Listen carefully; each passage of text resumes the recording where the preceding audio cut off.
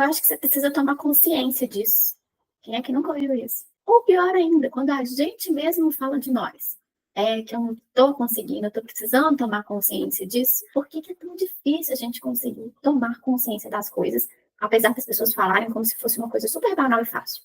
Pois é, esse é o vídeo em que eu vou te explicar por que às vezes é tão difícil a gente conseguir tomar consciência de algo, para a gente poder aprender a ser um pouquinho mais gentil com a gente e entender de que forma a gente pode mudar de uma forma mais leve e mais tranquila.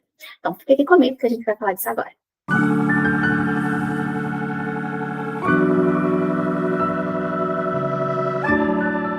Vamos voltar lá em quando a gente era bebê? Pois é. Sabe como é que o nosso cérebro funcionava? Como é que toda a nossa rede neural funcionava? A gente era isso aí, ó. É por isso que criança é uma esponjinha. Tudo que a gente vê, especialmente, né, por conta dos neurônios espelho, a gente vai querer imitar. E é a partir do exemplo que a gente vai construindo uma série de sinapses, que são esses canais mesmo que a gente consegue colocar no corpo, né, que a gente cria no corpo, com os nossos neurônios para dar os comandos de como a gente vai agir na vida. Seja na vida infantil, né, enquanto a gente é criança, mas isso pode reverberar, inclusive, para a vida adulta. Eu gosto de pensar que é como se a gente estivesse construindo estradas, né? E aí, alquimicamente, como é que isso funciona? A gente tem na alquimia o que a gente chama de prima matéria, que é a energia primordial. Então, se eu puder falar para tudo, tudo é feito de 3 substâncias, que a gente chama de sulfur, sal e mercúrio.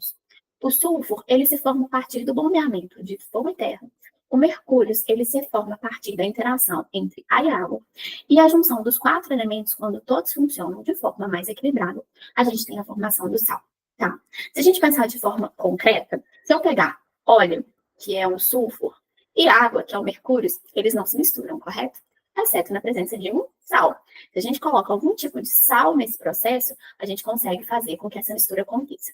E falando especialmente disso, de hábitos e tudo mais, a gente está falando de como é que a gente forma essa rede neural. E a gente tem, então, as 3 substâncias.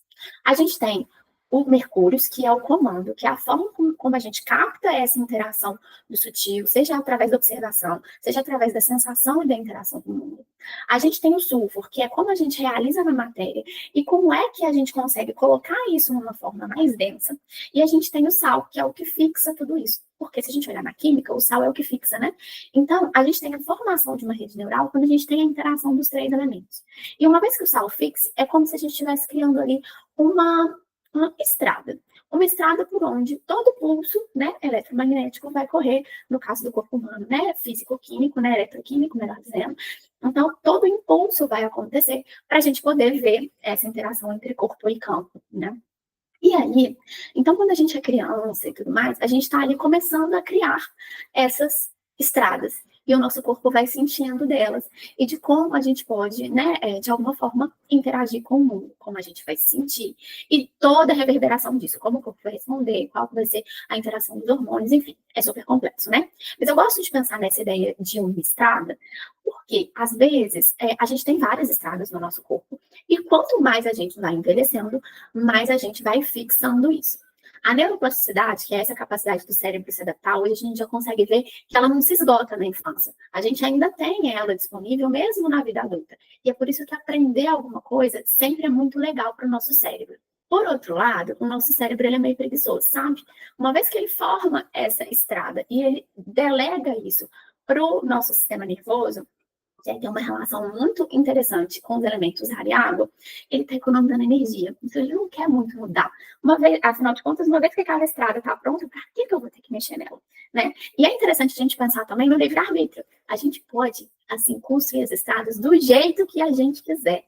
Porque não existe para o cérebro uma coisa ruim ou boa. A gente pode fazer absolutamente qualquer coisa, não é verdade? Tanto é que a gente sempre programa uns hábitos ruins também, né? Hábitos que não fazem bem para o corpo, às vezes hábitos que vão intoxicar o nosso organismo, mas é isso. Se não tivesse livre-arbítrio, o que adianta? E aí você já reparou como é que pessoas mais velhas têm mais dificuldade de mudar? Porque a partir do momento em que a gente vai envelhecendo, a gente vai transitando também sobre a forma como essas substâncias se comportam ao longo de todas as nossas idades. E é por isso que depois dos 49 anos a gente começa a fixar muito mais. Isso tem uma relação profunda com a forma como os nossos chakras se dinamizam, enfim. Não vou entrar nisso porque isso é um papo profundo e é para outra hora. Mas é mais difícil mudar. Por quê? Porque a gente vai ter uma tendência a fixar aqueles hábitos, a fixar os comportamentos. E é por isso que a gente tem que ter um cuidado muito grande sobre a forma como a gente interage com essas estradas. Então, vamos pegar essa história aqui de estrada para a gente poder fazer uma analogia bem interessante e entender melhor como é que isso funciona. Vamos pegar, por exemplo, a estrada que conecta Rio de Janeiro e Belo Horizonte. Necessariamente por ela, a gente vai passar por uma serra, né? Que é a serra ali que vai cruzar Petrópolis e tudo mais. Ela é uma estrada bem perigosa, né? Tem muitas curvas.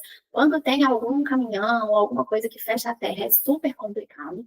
Mas, assim, antigamente, quando a gente não tinha ela duplicada, porque a gente tem hoje, né, essa estrada duplicada, então isso facilitou muito.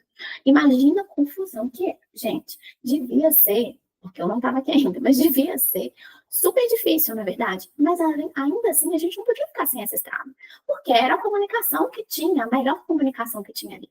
E aí o que a gente teve que fazer? Pensa bem, o pessoal teve que pensar projeto, fazer orçamento, teve todo um investimento de energia do governo para poder fazer esses movimentos para construir uma nova estrada. A partir do momento em que você constrói uma nova estrada, você tem necessariamente uma forma diferente de conexão entre esses dois pontos, não é verdade? Então, a repercussão de ter uma estrada ruim, ela vai fazer com que seja difícil, tem consequências ruins, né, a partir daqui. O fato é que é difícil você construir uma estrada nova. Mesmo que a gente pense no Japão e na agilidade que eles têm para poder, né, refazer e reconstruir as coisas, às vezes a gente vê uma ponte que caiu e os caras, ó, rapidinho constroem em outro lugar. Mesmo assim, a gente tem um esforço de energia muito grande. Então, pensa agora na gente, como se a gente tivesse várias estradas em nós. É difícil a gente conseguir angariar e movimentar a energia para uma construção nova, né? Porque a gente precisa pensar sobre aquilo, interagir com o mundo e cada vez investir mais e mais e mais energia para que aquilo se fixe. E aí é curioso a gente pensar, porque se o sulfur tem uma relação grande com matéria, com agir, e o mercúrio com pensar, com elocubrar, com conseguir ver as coisas, o sal é o que nos faz sentir. Não é à toa que no corpo, ele está aqui, no coração. E aí, voltando naquela história de consciência, você já parou para pensar que como a gente precisa muito fazer esse caminho até que tudo se encontre? Quando a gente está aprendendo uma coisa nova, tipo, já que estou falando de estradas, vamos pensar no carro. Quando a gente está aprendendo a dirigir, no começo é super mecânico. Eu preciso pensar se eu estou na velocidade certa para passar a marcha, e ao mesmo tempo eu preciso coordenar o que eu estou pensando, como que eu estou fazendo no carro e tudo mais. Mas a partir do momento em que eu vou investir na energia naquilo, vai chegar um momento em que essas duas substâncias se encontram e eu passo a sentir o carro. Eu não preciso mais pensar se eu estou numa velocidade X para passar a marcha. Tanto é que as pessoas às vezes não falam, nossa, parece que o carro está pedindo uma próxima marcha, porque a gente começa a sentir. E isso começa a ficar tão parte da gente, a ser tão introjetado na gente, que o que é que vai acontecer? Você vai conseguir fazer outras coisas e você, enquanto você dirige, você vai poder ouvir música, você vai poder conversar, você vai poder às vezes, se distrair, porque aquele hábito, aquela nova informação, melhor dizendo, para extrapolar a ideia só de hábito, ela agora é parte de você sentiu aquilo. Então, quando a gente fala de tomar consciência, não é só saber alguma coisa. Para a gente tomar consciência de verdade, a gente precisa fazer isso ser parte do nosso corpo, as estradas, e do nosso campo. Essa informação, essa vibração, ela precisa se fazer real também no veículo que a gente ocupa, que é esse corpo aqui. E é por isso que às vezes é tão difícil. Mas a gente sabendo disso, fica mais fácil entender a dinâmica do nosso corpo e como é que a gente pode agir para, de fato, empreender as mudanças que a gente quer na nossa vida.